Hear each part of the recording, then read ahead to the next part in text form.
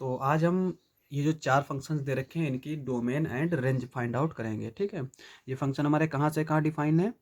Omega जो कि subset है R2 का, उससे R पे डिफ़ाइन है, where omega is domain of F, ठीक है? तो हमें आज इसकी डोमेन और रेंज फाइंड आउट करनी है। सबसे पहले हम डोमेन के लिए क्या जानते हैं कि इनपुट जो होना चाहिए ना, यहाँ पे ये जो इनपुट है, ये क्या होना चाहिए?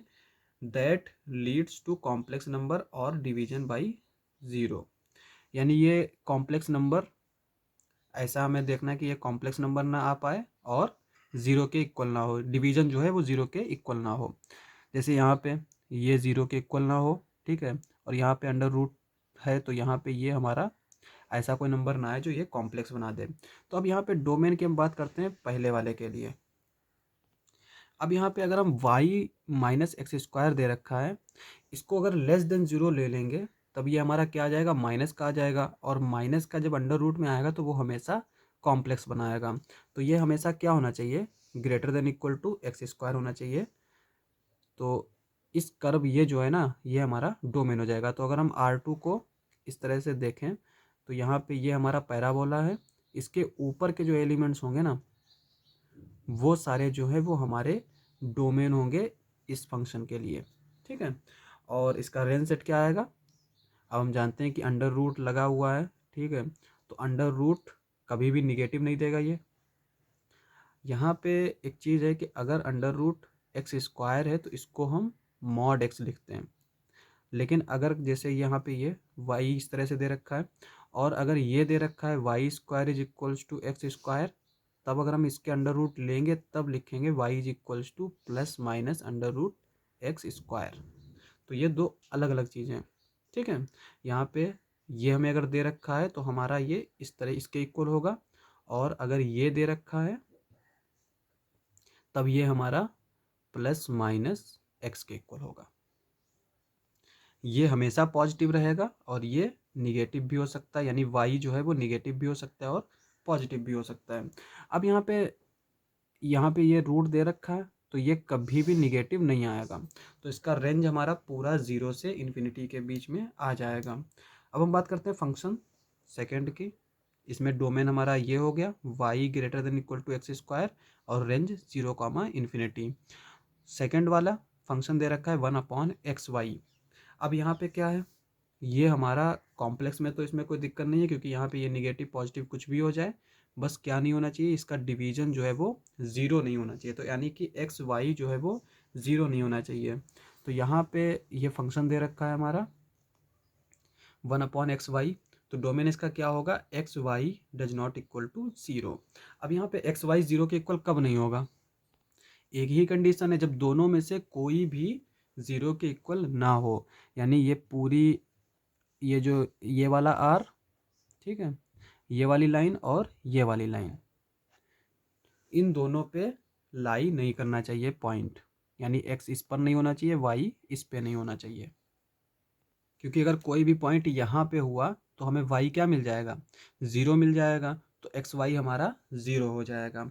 और इसी तरह से अगर यहाँ पे लाई कर गया तो एक्स हमें ज़ीरो मिल जाएगा, तो एक्स वाई ज़ीरो हो जाएगा। तो इसका डोमेन क्या होगा? इन लाइन को छोड़ के बाकी सारे एलिमेंट्स R2 के, ये हमारा R2 है। और ये जो मैप करेगा, अब यहाँ पे देखो ये 1/xy है, ये कभी भी ज़ीरो नहीं हो सकता, ये ज़ीरो के इक्वल नहीं होगा, क्योंकि अगर ज़ीरो के इक्वल होगा तो हमें एक्स वाई की वैल्यू नहीं मिलेगी। तो यहाँ पे ये ज़ीरो के इक्वल कभी नहीं हो सकता। तो यहाँ पे इसकी रेंज क्या आ जाएगी? Minus infinity comma zero union zero comma infinity. ये सारे एलिमेंट्स इसमें आ जाएंगे सिवाय ज़ीरो के। तो इसका डोमेन हमारा ये इस तरह से इसको लिखेंगे अगर हमें लिखना हो, ठीक है, और देखना हो तो हम यहाँ पे इस तरह से देख सकते हैं, लाइंस इंक्लूड नहीं करेंगे। और इसका रेंज सेट क्या आएगा? Minus infinity comma zero zero comma infinity. अब हम बात करते हैं तीसरे वाले फंक्शन की। तीसरा फंक्शन हमारा किस तरह से दे रखा है? f3x Y sine x Y, ठीक है, इसको देख लेते हैं।